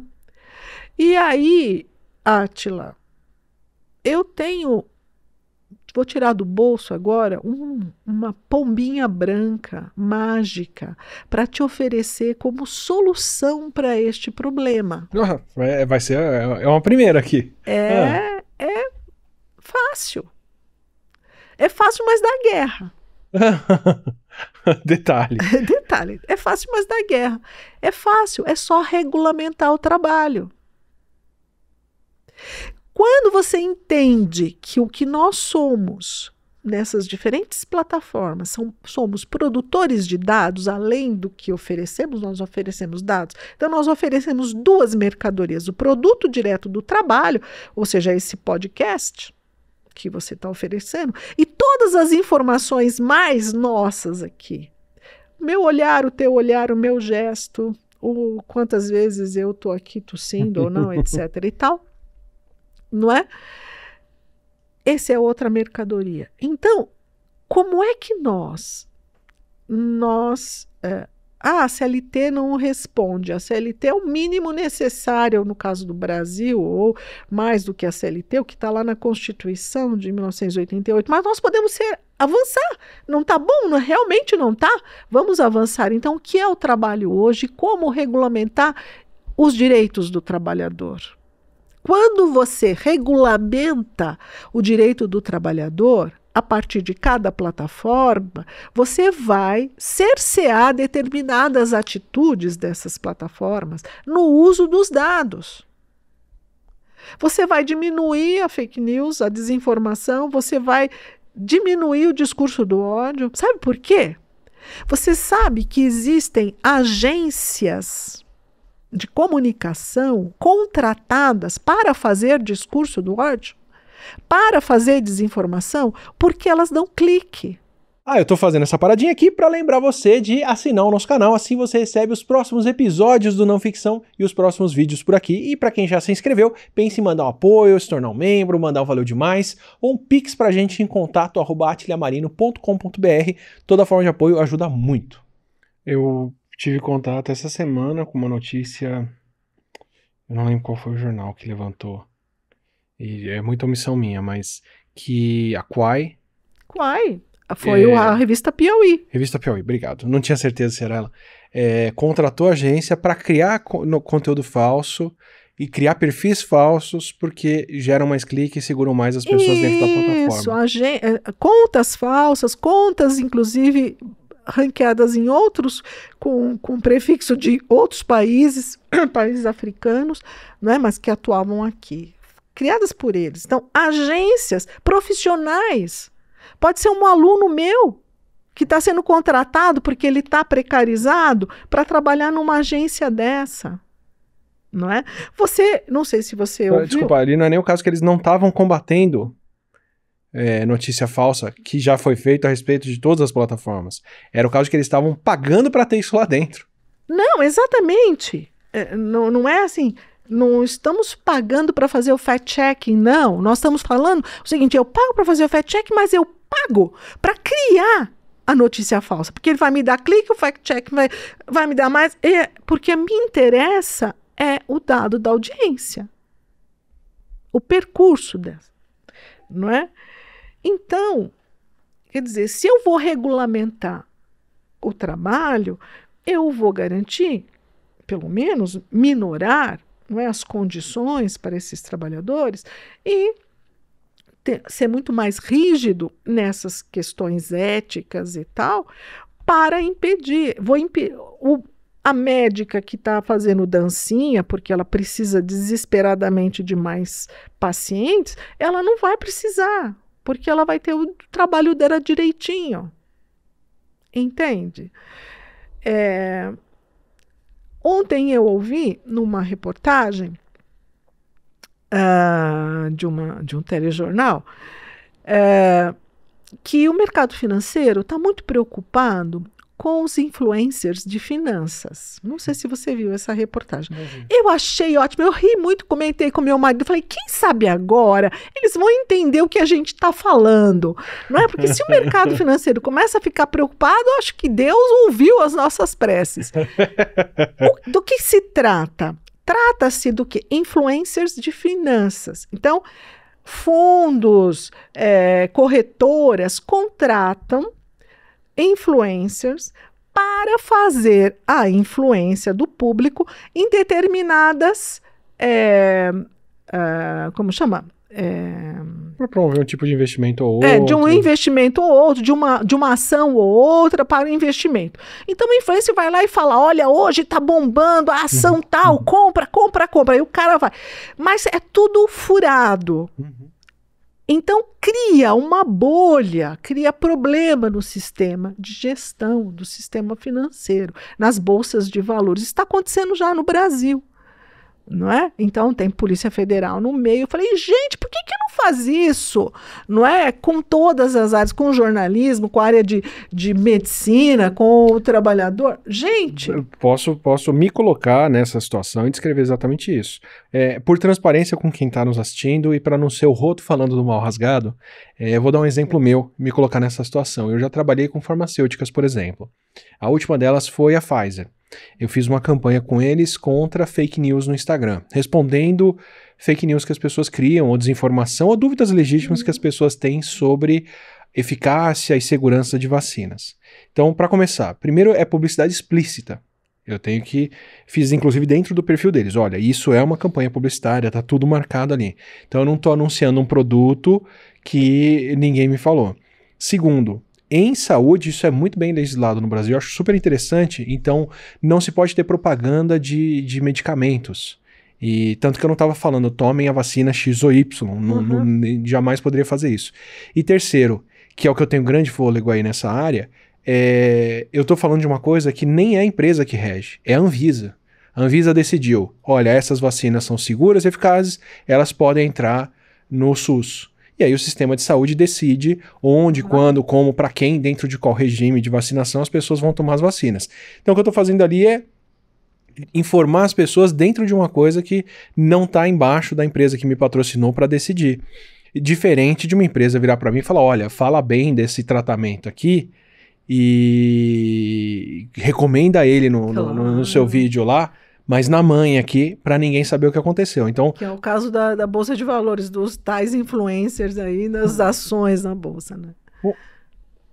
Sabe onde eu vi a resposta ser a mais rápida? Nos Estados Unidos, quando teve um grupo no Reddit, que é uma plataforma que até pouco tempo atrás, menos agora, ainda era mais humana e menos regida por essa dinâmica de performar e vender dados e entregar publicidade, tanto que ela nunca deu lucro direito, nem valeu muito. Um grupo, algumas comunidades se organizaram para pegar ações que estavam em baixa e de empresas que estavam quase falidas e apostar nessas empresas para tirar dinheiro de quem estava apostando que elas iam fechar. Então, eles pegaram GameStop, mais uma outra empresa que estava para fechar nos Estados Unidos e fizeram o contrário. Não, vamos comprar ação disso aqui para subir e aí a gente aposta que as ações vão subir mais e faz dinheiro nisso. Tem 1 ou 2 filmes já que saíram a respeito do negócio e os caras fizeram muito dinheiro e quebraram um fundo bilionário que estava apostando na falência dessas empresas. E os caras em menos de um ano conseguiram regulamentar o que podia ou não falar nessas redes, certas ações e certas compras sumiram dos aplicativos porque elas estavam prejudicando o mercado e assim o problema foi sanado. Então, é a solução. A solução, o problema é querer a solução. Para você ver, essa questão sobre a informação, né, informação, desinformação, é tão grave, não é? Outra reportagem importante também de um outro podcast é que a denúncia do quê? De como apareceu a tal chip chinês na vacina ou no termômetro que estava medindo a temperatura das pessoas. Quer dizer, o cara de uma agência, ele diz, eu inventei isso, me pediram, eu inventei, vendi, pus lá uns bots para clicar, para subir na plataforma, e depois que você põe um certo nível, a partir desses cliques comprados, de máquina mesmo, entra na rede, né? E as pessoas vão por elas mesmas. Então, veja, o cara falou assim, eu sou um profissional, me pagaram, eu fiz. Sabe o que me... Eu acho isso, sim, o fim da picada, sabe? É igual assim, me pagaram para matar o Átila, vou lá e dou um tirinho nele, qual o problema? A barbárie, é o mercado. Sabe o que mais me marca nisso? Eu já tô cínico a ponto de não me surpreender com essas coisas, no sentido de que eu vi elas acontecendo, né? Como alguém que faz divulgação há 17 anos já na internet, eu vi essas coisas se manifestando, aparecendo e acontecendo. Então ter essa parte da informação e da desinformação, já para mim é o default, é o que vai acontecer mesmo nesses meios enquanto não tem regulamentação para ditar boas práticas. Mas entender que isso é fruto dos incentivos e dos mecanismos que estão ali dentro, me fala o seguinte, olha, a partir do momento em que outras plataformas de entrega de comida, de prestação de serviço, de atendimento a pacientes em prédios, ou sei lá, qualquer outra coisa que está indo nessa direção, de vistoria de seguro, ou de qualquer outra coisa que a gente disse aqui, a partir do momento que elas começam a ter controle total da informação lá dentro, falta de concorrência, falta de transparência que não deixa alguém de fora entender qual é a dinâmica ali dentro. Falta de transparência que não deixa quem usa aquilo para prestar ou contratar um serviço saber quanto está sendo pago, para quem está indo, como a coisa está indo. E, a partir do momento que você tem publicidade lá dentro, no sentido de eu faço uma busca pelo produto que eu quero e o que me oferecem não é o que eu busquei, é quem pagou mais. Ou eu entro aqui para oferecer o meu serviço e os clientes que eu vou receber não são por demanda, são da plataforma me mandando clientes no primeiro momento para eu achar que ela é tudo aquilo e depois ela só vai tirar, ela não vai me oferecer mais essas pessoas. Esse mesmo problema que a gente tem de fake news em redes sociais, que já virou o arroz com feijão deles, o normal deles, vai começar a aparecer nas outras plataformas. Na hora que você me fala que uma plataforma de entrega não vive da entrega, uma plataforma de motoristas não vive de uma viagem, a viagem passa a ser o de menos ali dentro. Exatamente. Se eu estou transportando um defunto ou uma pessoa viva, não faz a menor diferença. Menor diferença. Não é? O que me interessa é o percurso feito e o que eu vou extrair do percurso. Essa que é a questão. Então, por isso é que eu acho, defendo isso mesmo, que no momento em que se fala mundialmente em que não existe mais trabalho, porque o trabalho agora virou um jogo, você é tudo gamificado, é tudo muito divertido, a vida se misturou. Não, o trabalho ocupou todos os espaços da nossa vida, porque o produto que eu estou entregando, para além daquela atividade que eu consciente que eu estou produzindo, o meu trabalho é toda a minha atividade. É toda a minha atividade. Nós estamos chamando esses dados como materialidades sensíveis. Posso? Desculpa. O Safatli falou aqui sobre como a mentalidade de trabalho, de que você tem que produzir um excedente, capitalizar ele e vender, tomou conta de tudo. Você está me dando o passo seguinte, que é falar, independente disso, se eu estou fazendo isso dentro de um meio que captura esses dados e vende eles, eu estou trabalhando ali dentro.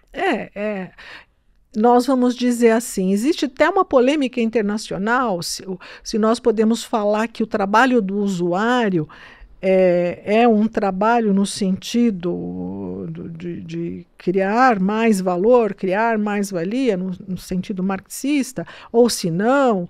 Então nós estamos... Desculpa, eu vou atropelar tudo isso e da minha ignorância aqui vou falar que é.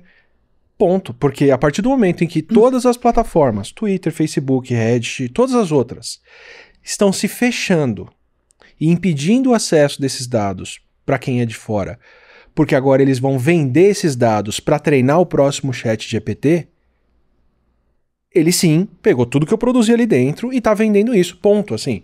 O que me tirou do Twitter, o que me fez deixar de usar aquela rede, é que ao invés de ser uma plataforma, como eles colocavam, uma praça pública, onde as pessoas podem discutir, que foi o que me levou para lá na pandemia. Tudo que eu falar aqui, tudo que eu postar, qualquer um, usuário de Twitter ou não, vai poder checar, vai poder ver, vai poder conferir, inclusive ver o que eu tô falando de certo e de errado aqui dentro. Mas essa informação vai ser acessível a todos, que é o que me atrai na Wikipédia. Há 1 ano e meio a plataforma falou não. Eu não vou mais deixar quem não é usuário do Twitter acessar o que tem lá dentro, e quem for usuário vai ter um acesso limitado e eu vou cobrar por mais, porque eu vou vender essa informação para treinar o próximo ChatGPT. Então, ele pegou tudo que eu postei ali dentro e falou, isso aqui agora é um produto que eu não tenho acesso, não posso dar acesso para outras pessoas, porque ele vai vender. Então, desculpa, eu tô atropelando tudo isso, falando sim, ele pegou todo o meu trabalho ali dentro e transformou em trabalho. E você não tá tão errado. O problema é que a coisa é um pouquinho mais complexa do ponto de vista da teoria, de ver. Porque quando nós entramos nas lógicas do trabalho, nós vamos pegar assim, eu não sei se você já entrou numa gráfica, trabalho offline, né? Gráfica, de que põe papel na máquina. Como eu sou da formação de jornalista, eu fechei muito jornal dentro da gráfica, né? Então, eu tenho tinha muito essa proximidade. Então, você sabe de uma rotina produtiva, né, do processo da cobertura da informação, de como aquilo chegou para o jornalista, ou chegou no jornal, na televisão, como foi desenvolvida a cobertura, as fontes, tal, todo o processo de edição, até chegar ou na produção de TV, que vai para a tela, ou impresso, que vai para a banca de jornal, antiga banca de jornal, né? Meus alunos vão dizer, a professora foi falar de tempos do Maomé, né? Falar de banca de jornal. Então, todo esse trabalho, até chegar ao jornal, ou você ligar a TV e assistir, tem um processo, uma rotina, que aglutina milhares de pessoas, às vezes. Não é? Hoje, claro, com essas tecnologias, houve uma redução, né, de pessoas, um acúmulo de atividades. A gente vai falar que as máquinas passaram a cumprir determinadas atividades e a gente controla as máquinas, faz outras atividades, etc. e tal, mas tem uma rotina, um processo. Com os dados é a mesma coisa. Os dados, eles não caem do céu para virar uma informação. Eles saem, então o ser humano precisa estar vivo, primeira coisa. Então, se o ser humano está vivo, está valendo. Estou captando dados, ele é a minha anteninha, está conectado, precisa ter lá o celular, etc. e tal. E com o ChatGPT agora nem precisa, você vai atrás do que já escreveram Sim, mas você precisa alimentar, ele precisa saber que você está em contato com ele, porque até as suas respostas ou o seu prompter para ele entra como dado novo, tá? Então, você é o cara, porque você está vivo, respirando, você é um dado. Só que isso entra como um dado bruto. Ele precisa ser esmirilhado, trabalhado, classificado, organizado. Então, ele entra nessa rotina produtiva. Então, existe uma rotina produtiva para o dado, agregar valor ao dado. E ninguém fala quem são esses trabalhadores do dado. Porque existem. Milhares, milhões de pessoas no mundo são os treinadores do ChatGPT. Lá da Etiópia, são os brasileiros, são os produtores de conteúdo ou os checadores, né? O pessoal que vai fazer os chamados microtarefas, que vai identificar para o algoritmo o que é um gatinho, o que é uma pessoa chorando, o que é uma pessoa rindo, o que é um negro, o que é um branco, e os problemas todos com o racismo, o chamado racismo algoritmo, né? É a gente confirmando no Waze se o acidente continua ali ou não. Exatamente, todo mundo. Então, existe uma rotina produtiva, tá? Uma maquinaria para trabalhar esse dado, para ele ser comercializável. Então, ao contrário do que a gente pensa de que a classe trabalhadora diminuiu, não, ela mudou de lugar. O protocapitalismo jogou uma imensidão de trabalhadores, milhões de trabalhadores, para ser esses trabalhadores invisíveis, que estão dentro dessa maquinaria. Você simplifica e fraciona tanto que você nem percebe que está trabalhando ali, né? Que está... E aí, como é que o trabalho do usuário entra? Então, uma coisa é essa produção de dados que nós estamos fazendo aqui, que eu estou falando, está vivo, estou conectado, estou produzindo dado. Diferente disso é o momento em que eu vou fazer uma tarefa, por exemplo, que era do banco e que eu passo a fazer. Não precisa mais do caixa do banco ou do assistente, ou a tarefa que era da secretária e que eu passo a preencher os formulários. Ou você chegar no mercado e você vai no auto-checkout e vai lá passar cada produto e escanear. Exatamente. Então, nós estamos num nível de complexidade do sistema capitalista que a mesma pessoa, ela cumpre trabalhos diferentes que agregam formas de valor diferente a partir do momento em que ela está nessa rotina, onde ela se encaixa na rotina. Você entende? Então, eu, como professora, tenho lá minhas horas de trabalho, que tem salário, etc. e tal. As horas que eu estou lá falando aqui com meus amigos no Facebook, eu sou usuária. Mas a hora que eu vou divulgar minha pesquisa pelo Facebook, eu sou a mesma usuária que estava clicando lá, falando de, sei lá, do cachorrinho, da pet, da criança, não sei o quê. Percebe? Nós estamos num nível de delicadeza que nós precisamos aprofundar o nosso conhecimento para saber como essa maquinaria que retrabalha os dados funciona de fato. Quer dizer, não é que um algoritmo vai roubar o seu emprego e tudo que vai te sobrar são os seus hobbies. É que o algoritmo vai tomar o seu emprego e os seus hobbies e transformar tudo isso em trabalho. Exato, e você vai ter como chefe o algoritmo e vai achar ótimo. E você vai trabalhar para ele. O Antônio Casilli, que é um pesquisador francês, tem um livro, né, Attendant le robot, que é Esperando a Ordem do Robô, porque ele é o chefe, né?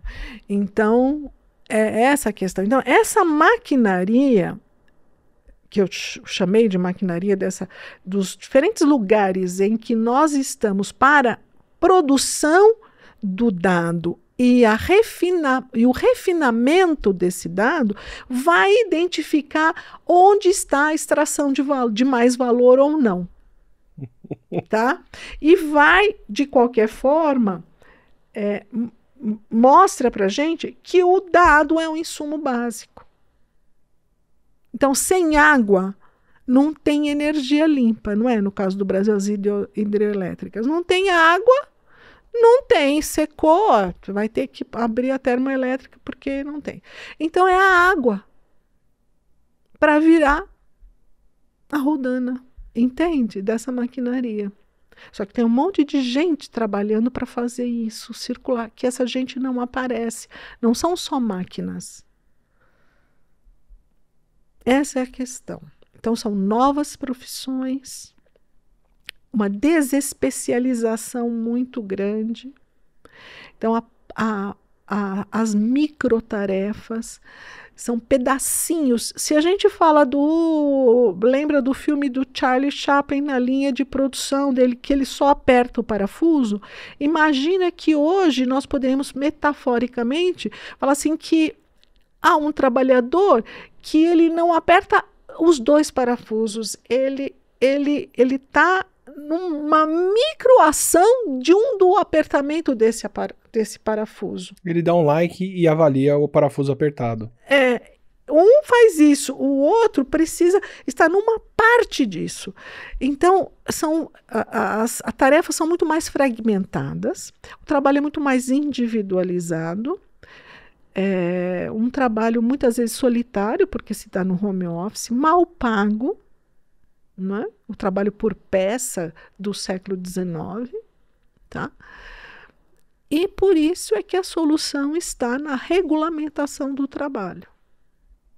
Se nós não enxergarmos isso, nós teremos problemas muito sérios com relação não só aos milhões de trabalhadores em péssimas condições, mas a desestruturação ainda maior da sociedade, mais violência, não é? Mais doença mental, mais gente com todo tipo de depressão, etc. Então, há solução para isso. Sabe que eu nunca tinha pensado em, de repente, por exemplo, com meu filho agora, né? Se eu devo dar uma tela para ele ou não, que exposição que eu vou dar às redes sociais. E eu tenho ido muito mais pelo lado da precaução e de evitar ao máximo esse contato. Uhum. Você me deu um outro jeito de enquadrar isso, que é pensar em trabalho infantil. Sem dúvida. Você acha que as crianças não contribuem para isso? Imagina quantos, além dos influencers infantis, que as próprias famílias exploram as crianças, você também tem toda a contribuição que as crianças têm nos joguinhos. Esses dias eu vim exatamente numa viagem de retorno a São Paulo e uma mãe à frente, numa cadeira à frente no avião, com um bebê. E o bebê, acho que devia ter máximo 1 ano, não tinha 1 ano. Ele o tempo todo, a jovem mãe, querendo que o bebê ficasse bem, quieto, tudo certo, o tempo todo no celular com os joguinhos. E o dedo dela era tão rápido, porque o bebê não sabe fazer, né? Tão rápido, fazendo assim, o tempo todo, e aquelas imagens circulando.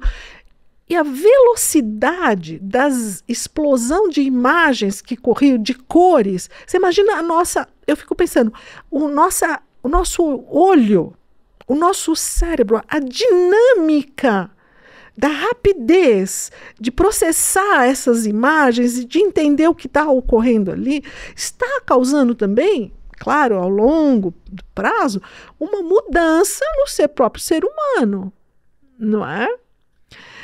Até que ponto isso, do ponto de vista assim, do bom desenvolvimento da criança, é bom ou ruim? Eu não sei, não estudo isso, mas eu fico muito curiosa por saber. É tema para mais gente vir aqui conversar, com certeza. Né? O que eu sei é que a vida é uma coisa fantástica. A vida é como a água, sempre busca um lugar para correr. Então, esses caras que são donos da guerra, eles não perdem por esperar, porque a vida é maior. Quero ver. Quero estar aqui vendo isso acontecer. Eu não vou ver, mas... E para quem quer... Bom, outra ferramenta que eu ganhei do Safatli aqui foi falar, olha, às vezes a gente não tem que dar uma solução, a gente primeiro tem que entender o tamanho do problema. Isso. Para depois ter a capacidade de conceber o que pode ser uma solução. Mas às vezes a gente tem que tatear e descobrir o tamanho do problema como um todo. Então isso tem sido meu consolo, que eu não preciso terminar toda a discussão séria aqui apresentando uma saída, mas às vezes a gente pode dar alguns passos para trás e olhar um pouquinho mais o tamanho do que a gente tem vivido. Dentro dessa linha, para quem quiser saber mais, ou se informar, ou aprender, tem o relatório do Fair Work. O que mais que a gente tem para entender o que acontece com essas plataformas, tanto de material seu, leitura, aula, curso, ou o que for, quanto dessa linha de produção, do seu grupo de pesquisa, qual é o grupo, o que vocês estão estudando, o que mais a gente pode saber. E sim, tem um monte de coisa. Uma bibliografia sobre plataformização da sociedade, é uma bibliografia ampla, produzida mundialmente, então é só pôr lá no pai de todos o Sr. Google, plataformização, e vai encontrar muita coisa. E vai nos encontrar também. Eu tenho estudado mais a plataformização no trabalho de jornalistas, comunicadores e nessas pesquisas de trabalhadores de serviços gerais, né, a partir do Fair Work. Então, o nosso centro de pesquisa, que vai fazer 20 anos, faz 20 anos agora, em 2024, o Centro de Pesquisa em Comunicação e Trabalho da Escola de Comunicações e Artes da USP. Né? Nós temos lá um time de 20 pesquisadores que estão... Temos um site também, é só buscar a comunicação e trabalho, tudo junto, né? .eca.usp.br, que vai encontrar lá nossas pesquisas, nossas publicações. E nós estamos atualmente... Nós fizemos 2 grandes pesquisas sobre o trabalho dos comunicadores durante a pandemia. Estão lá os 2 relatórios. É bem interessante ver o que aconteceu com esses trabalhadores durante a pandemia. Temos uma pesquisa grande sobre o perfil do jornalista no Brasil, que também está lá. Uma pesquisa que fizemos junto, em parceria com várias universidades brasileiras, mas, sobretudo, com o time lá da Federal de Santa Catarina, o Samuel Lima e o Jacques Mick. E temos uma pesquisa atual que é sobre exatamente a datificação do trabalho dos comunicadores. Então, nós estamos no olho do furacão, não é? Queremos entender o que se faz com os dados do trabalho dos comunicadores, né? Jornalistas, publicitários, relações públicas e outros comunicadores. Então, nós estamos estudando nisso, temos o apoio da FAPESP para essa grande pesquisa e temos um time nacional e internacional de grande importância para atuar nessa área. Nesse momento, estamos desenvolvendo mais a bibliografia, né? Os conceitos, as ferramentas com as quais vamos para a base empírica, levantamento das informações mesmo sobre esse trabalho. E quem quiser saber mais, Roseli Fígaro, não é? @usp.br, fique à vontade para mandar Legal. uma solicitação de informação. E as minhas aulas, né? Meus alunos gostam muito de... Dizem que eu falo demais, mas eles ficam ouvindo, né? Então, não sei.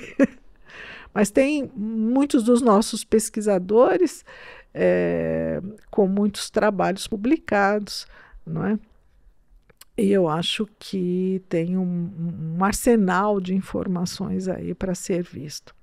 Maravilha. Muito obrigado. Adorei a conversa de verdade. Eu que adorei a oportunidade. Eu adoro começar com hipóteses ou com conceitos ali e não só ver eles chacoalhados, mas entender que eu estava olhando para uma fraçãozinha desse tamanho de uma coisa que é muito maior. Foi bem a sensação hoje. Que legal, que bom. Espero que a gente possa avançar na compreensão dessa mudança de paradigma que nós estamos vivendo no capitalismo. As empresas de plataforma não são empresas como as outras, elas são empresas. São empresas, propriedade privada, e trabalham, e o negócio delas são os dados dos seres humanos. E é isso que nós precisamos observar e regulamentar.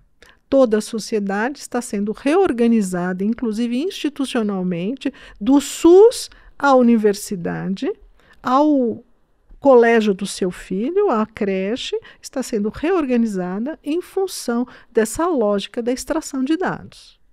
Nós precisamos olhar isso com mais atenção. Com certeza. Com certeza. Obrigado. Obrigado. Espero que você tenha gostado dessa conversa. Foi mais uma daquelas aulas onde eu começo achando que eu sei um pouco daquilo, mas descubro que o que eu sei é uma pontinha e tem muito mais coisa ali dentro. Entender essa relação entre trabalho, plataformas e o que vale de fato lá dentro, que são os nossos dados. O que, né, você viu com ela aqui, acaba fazendo com que a gente esteja trabalhando em todas as plataformas. Foi bem marcante para mim. Então, se você puder, aproveita, trabalha um pouquinho para a plataforma também, dá um like aí, compartilha esse vídeo, assina o canal para receber os próximos vídeos e manda nomes de quem você acha que a gente devia ter por aqui para ter uma conversa dessas. Obrigado pelo apoio todo e a gente se vê no próximo.